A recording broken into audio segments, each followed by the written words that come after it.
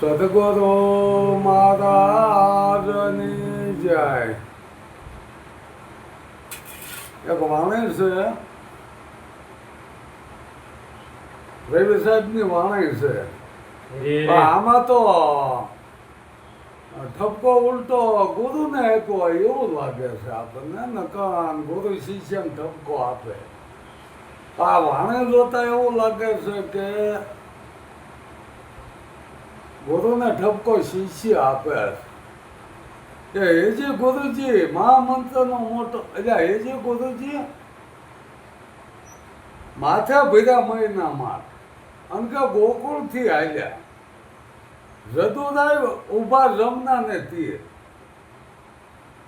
હવે આ ઠપકો આમ ગણો તો ગોપીનો ઠપકો હોય એવું આપણને લાગે કે માથે મહિના મઠ ભેરીને ગોપીઓ જાતી અને જમનાના તીરે જદુરાય ઊભા હતા.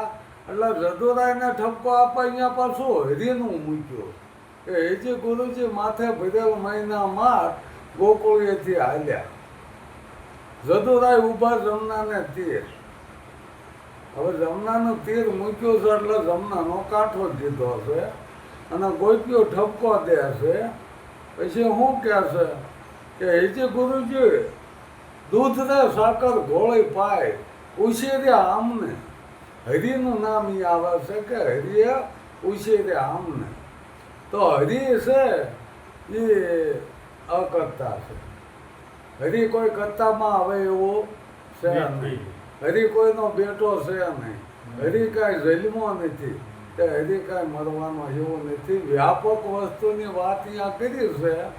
હરિ એવું નામ આપી દીધું છે પણ એ જગ્યાએ હરિને ઠેકાણે કૃષ્ણને મૂક્યા હોય એવું આપણને લાગે કે અહીંયા કૃષ્ણને મૂક્યા છે. તો કૃષ્ણે જે વાત કરી છે કે હે અર્જુન હું જન્મતો નથી મરતો નહીં, હું તો આદિ અનાદિનો છું, તું હું બે સાથે જ જીવી પણ તને એની ખબર નથી.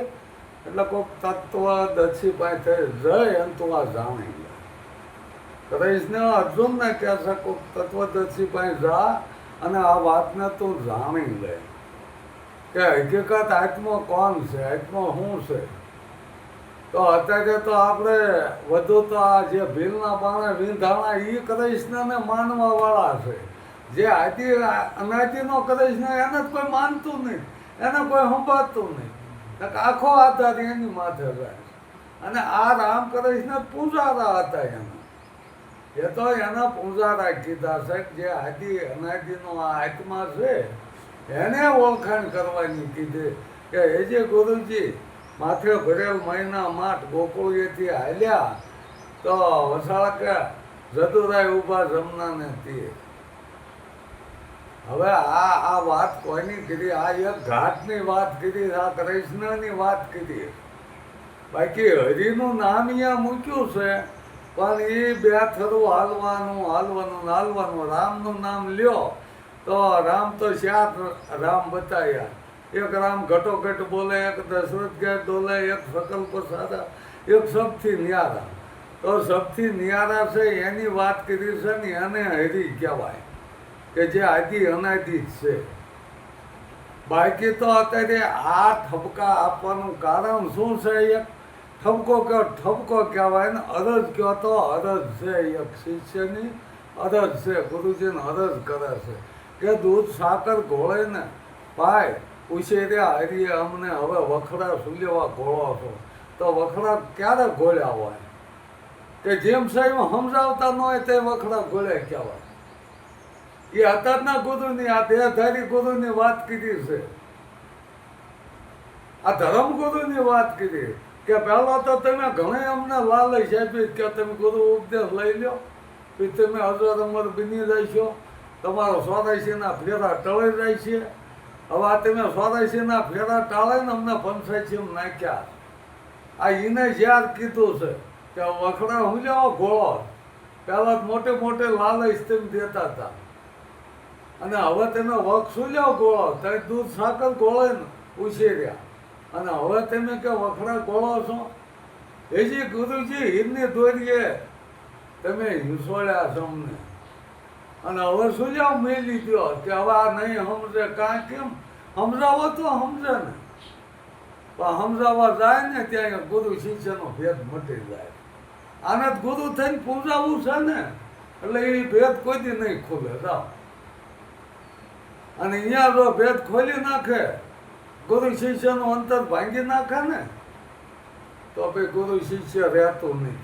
તો કે ભળાઈ જવાની વાત છે, એમાં મળી જવાની વાત છે. ગુરુના શરણે થવું એટલે એને આધીન થઈ જવું, એમાં ભળાઈ જવું. નદીઓના પાણી દરિયામાં ભળાઈ ગયા. હવે ભલે ને કે એ મોટા ડુંગરા જેવા મોજા ઉછાળે પણ હવે એ નદીના પાણી જુદા પડે જ નહીં. એમ જે ભળાઈ ગયો છે ને એ જુદો ન પડે. પછી એને પૂંજાવવું હોય જે કરવું એ કરે પણ આ કાંઈ જુદો પડે એવો નથી. એટલે વાત મળી જવાની છે, મટી જવાની વાત છે. પણ હવે આમને તો થઈને બેસી જવું, પૂંજાવવું છે, માન જોવે છે, પાન જોવે છે, મોજ શોખ જોવે. એટલે જો ગંગા સતીમાં કે રંગરૂપમાં રાસું નહીં પાનભાઈ, તો આ અત્યારે ઘાટ આવ્યાથી રંગરૂપમાં રાસે એક મોજું કરે છે ને. આગળના સંતો લ્યો કોને આવી મોજ હતી કહી દો કે જે પોતે રાત મહેનત કરીને જમાડતા. જ્યાં બે જણાને જમવાનું નથી હોતું અહીંયા ત્રીજો આવી જાય નહીં બધી સ્થિતિ શું થાય એ જોવો. અત્યારે તો સારું છે કે અત્યારે એવો સમય નથી. એ વખતે જ્યારે અંગ અડાને મૂક્યા છે તો એની માથે શું થયું હોય છે. અને આ નથી સમજાતું માણસોને. અત્યારે તો આ ધવા ધોડ્યા જાય કે હું છે કે જી ખબર આ બધા જાય છે તમે જવી એટલે કઈ ખબર બી ના જાઓ છો કે આ બધા જાય છે જાય. એટલે એક કરે એમ ક્યાં કરવાનું કીધો. કોઈ દીકરાને એના આ એરિયામાંથી કાગળ આવ્યો સમજ્યા. એને માં કે બેટા તારે આ કાગળ આવ્યો તારા નામનો રાખ વાંચી દો ને આમાં શું છે. છોકરો કાગળ હાથમાં લઈને રડવા લાગ્યો. આમોદા થઈ ગયા હતા. આ એને માને એમ થયું કે આ તો કંઈક મેલો હોય છે કદાચ. એ મીંડા રોવા પણ એને તો પોક મૂક્યો માથે ઓઢે અને પોક મૂકીને પાડોશી ત્યાં ભેગા જે આવે એ મીંડા રડવા જ મીંડ્યા. તો કે રુદન જ એવું હતું, બહુ કરવું રુદન. બધા થાક્યા એટલે પૂછ્યું કે બાપા શેર શું કે હકીકત કયો અમને આમાં શેર શું. એ કે આ છોકરાને કાગળ આવ્યો હતો ને મેં એને દીધો ને હાથમાં ચાલીને મીંડ્યા રડવા કે આમરાની ધારું થઈ. એટલે મને એમ થયું કાંઈક મેલો હશે છોકરાને હા એરિયામાં. તો છોકરાને પૂછ્યું શેર શું. અરે પણ મને કે મારા મા બાપે ભણાયો નથી ને પાછા ક્યાં છે તું કાગળ વાંચી દો બટા આમાં હું. એટલે મને રડવું આવ્યું કે મને ભણવા દીધો નથી, મને ભણાયો નથી અને અત્યારે ક્યાં છે તું બટા કાગળ વાંચી એટલે શું છે. એટલે મને તો એનો અફસોસ એનો રડવું. એટલે આ ભલા માણસો કે કાંઈક જાણીને રોતા હોય ને તોય સારું.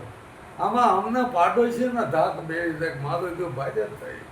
અમને કોઈક જુવાન જો ધ્રી ગયું હોય ને કે આવા રુદન ન થાય. આમ કાંઈ ખબર જ નથી ને દીધા દીધી. આમ હું કહું ખબર જો સમજીને માને ને તો કાંઈ વાંધો નથી. પણ રાણ્યા વિને માની લેવાનું એમ. કોઈ કે કાંઈ અહીંયા આમ થઈ ગયું કે આ એ તો થાય જ તે કે બાપુ છે ને બાપુ હાથ મૂકતા કે હજે અમારા બેઠા થઈ જાય. હવે એ બધું ક્યાં વીવી ગયું છે. હાલો એ જ્ઞાન ક્યાં વીવી ગયું. અત્યારે કોઈ કહેતું નથી કે મેં ભાઈ આને મારા બેઠા કરતા. એટલે અમુક વાતમાં એમ અરજ કરે છે.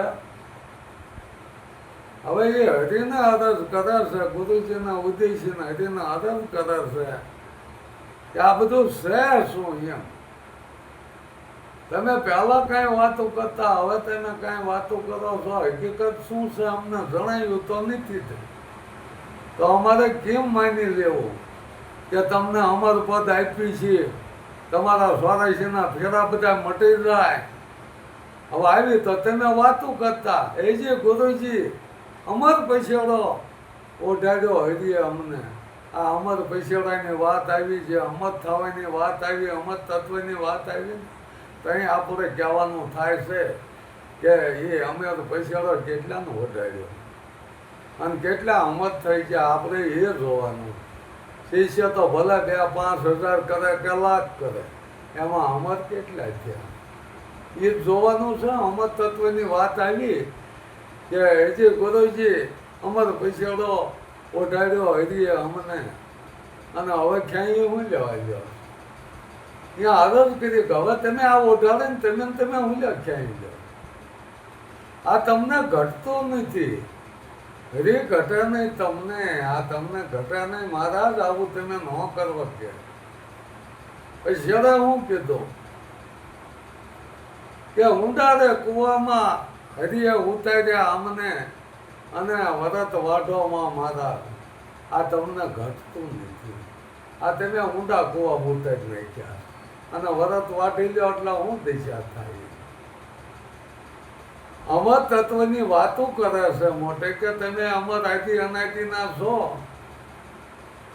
આવો અમર પૈસેડો ઓઢાડીને વળે ક્યાંય લેવાનો? આ કયા ધર્મની વાતો? ગુરુ તો પોતાથી હવાયો કરવા મતતા હોય છે કે શિષ્ય મારે હવાયો બને. કદો પોતાની તોલે ગુરુ મારા ઘીરે આવ્યા, જો ઘીરે આવ્યા ને તો પોતાની તોલિયા જ બનાવી દે. અહીંયા ગુરુ શિષ્ય ભેદ મટી જાય. કેટલાકને આ વાત સમજાવી, પોતાની તોલે કીધો અહીંયા પૂંજાવાનું આવે. ગંગા સિટીમાં અહીંયા ચોખ્ખું કીધું, અંતકરણમાં પૂંજાવાની આશા કરે એને હરિનો સંગ કેમ થાય? જો પોતે જ પૂંજાતો હોય તો એમાં હરિનો સંગ એને કેમ લાગે? મેળા મંડપ કરવા છે જ્યાં ત્યાં ભમવું, 11 વાગ્યા પછી મેળા મંડપ કરવા નહીં, જ્યાં ત્યાં ભમવું નહીં, એ છે અધૂરિયાનું કામ. એકાતે બેસી અલખને આરાધે પ્રભુ પધારે એના દ્વાર, એને નથી જવું જોતું, એની હામો આવે. પ્રભુ તો એના દ્વાર પધારે છે, એને કઈ નહીં જવું જોતું, એને થોડા નીત કરવા જોતા. જો ઈશ્વરની ઓળખાણ થઈ જાય હોય ને તો એ તો હામો આવે કહેવાય છે. સબરીની ઝૂંપડીએ પોતે આવ્યો, સબરીને ક્યાંય જવું નથી જોયું. અહલ્યાના આશ્રમે રાતે પોતે સામે આવીને આવ્યો, એને નથી ક્યાંય જવું જોઈએ. પણ આપણે તો અહીંયા જવું છે ને પણ જવું છે. શું કે અધૂરું જ્ઞાન છે, જે આપણને જેમ જ્ઞાન થયું નથી એટલે જ્યાં ત્યાં ધોરા કરવાના. તો આ લીધું એ શું છે? ઉપદેશ તો ત્રીજી વરાશ લઈને બેઠા. તો ધોરા કેમ ન મટ્યા? સ્વરાશીના ફેરા કેમ નથી મટતા? સમજાણું નથી, સમજાયા નથી. અને એક કીધી દે ને તો ભાઈ જવાની શું જરૂર છે? આત્માને ઓળખીને તો પછી ધંધો કરે ને કંઈક ધોળા કરવાનું મટી જાય. તો કે જ્ઞાનથી કોઈનું હાલવાનું નથી. ગુજરાત માટે તો પૈસા જ હોય છે, તો પૈસા માટે ધંધો કરવો જોઈશે ને. કોઈનો કોઈ અંકિત અર્જુને એ હાટું અર્જુનને ઉદ્દેશીને કીધું તું કરીશ નહીં કે અર્જુન તને ખબર, મને ખબર,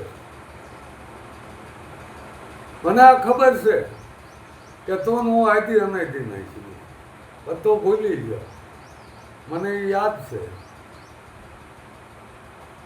હવે આવો જો ઉપદેશ આપણને મળી જાય તો ક્યાં ધોળા કરવાનું, શું કાંઈ. તો દુકાને ગ્રાહક કોણ આવે? આ સમજાય તો પછી આવે કોણ?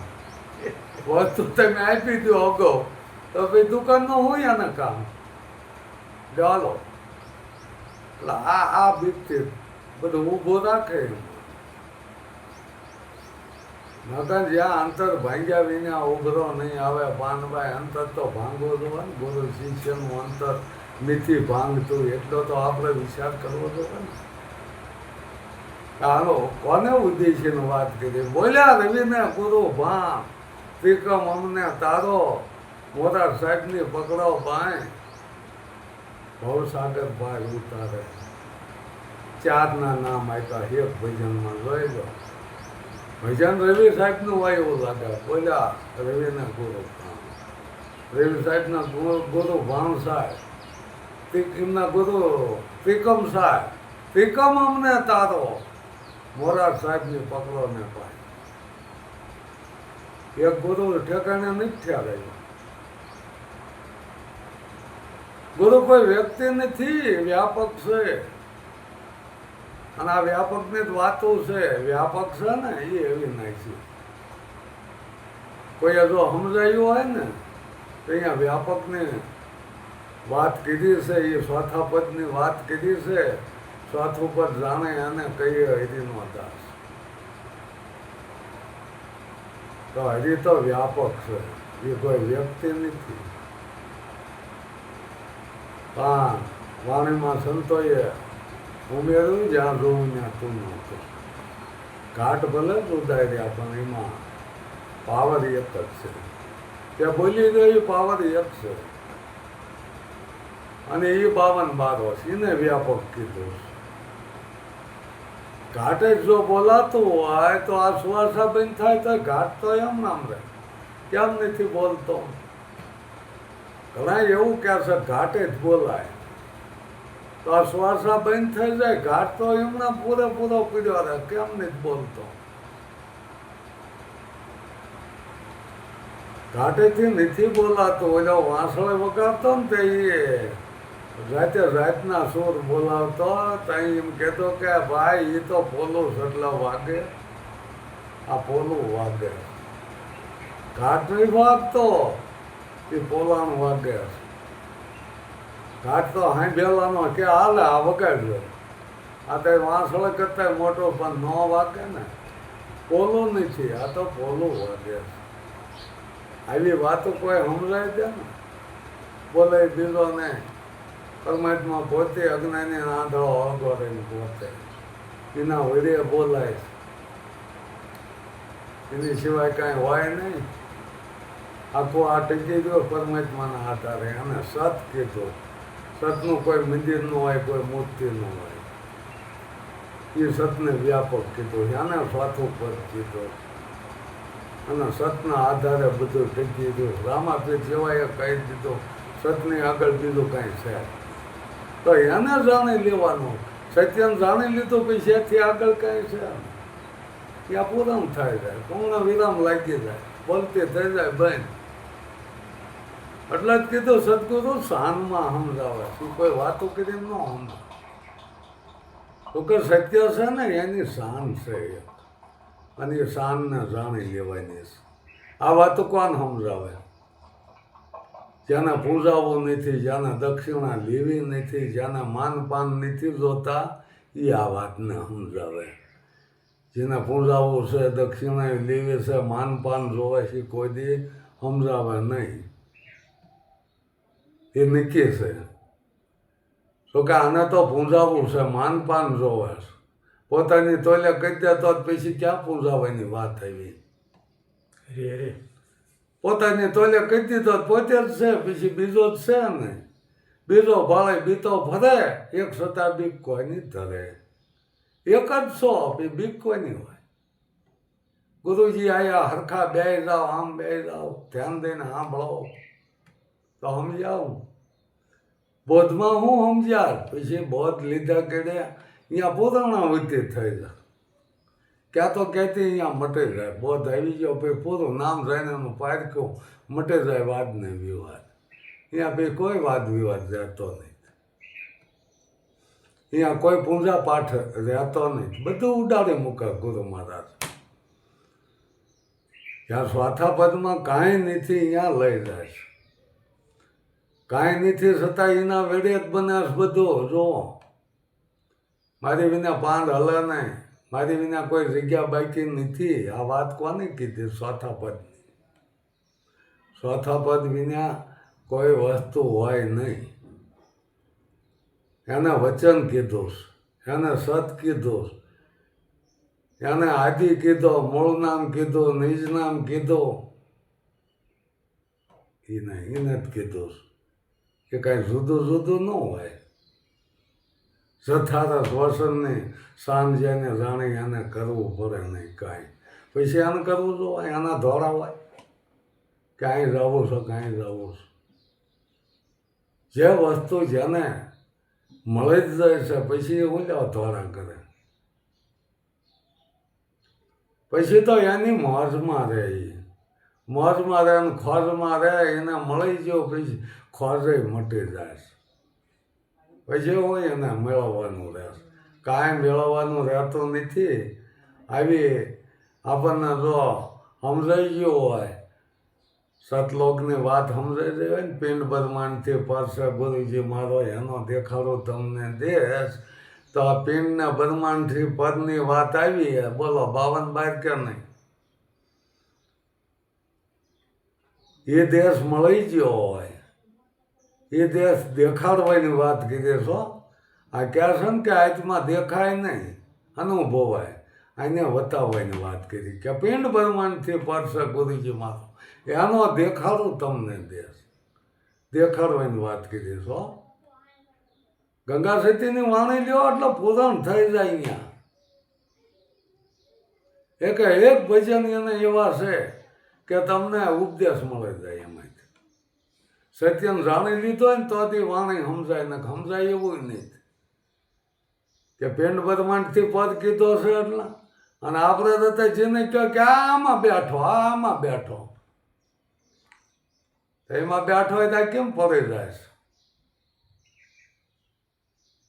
એ તો વાત કરીશ કે પાવર છે, ગલો ઉડી જાય કેડે પૂરું, પાવર નહીં જતો, બલ્બ ઉડી જાય,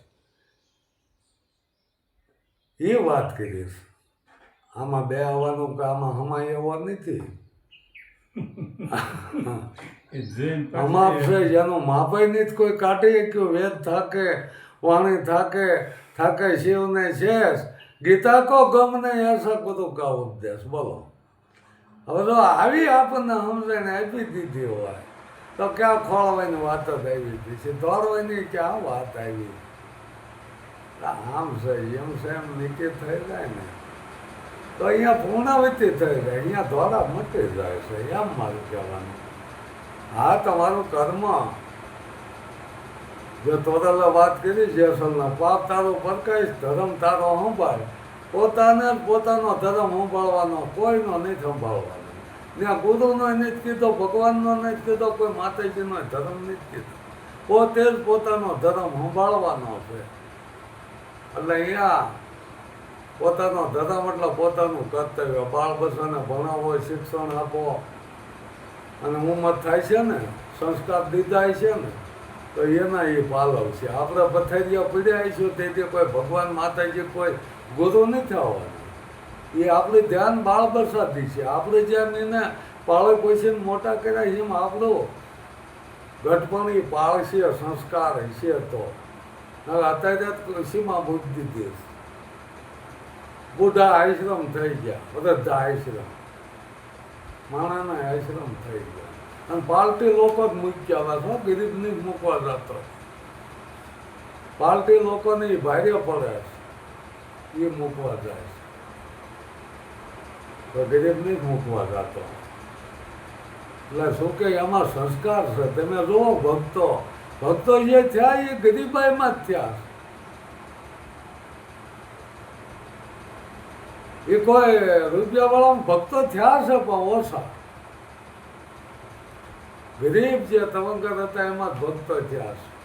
અને જે હતા તે નિશી જાત ગણે છે ને કે આવડા નિશુ વરણ છે, એમાં જ વધુ ભક્તો થયા. સમાજમાં ભક્તો થઈ ગયા. જો જે ઊંચી કોમમાં નથી થયા ને એ આમાં થયા. તમે ધ્યાન દઈને જોઈ લઈજો કે જેટલા શુદ્ધ કર્યા છે ને એમાં જ ભક્તો થયા છે.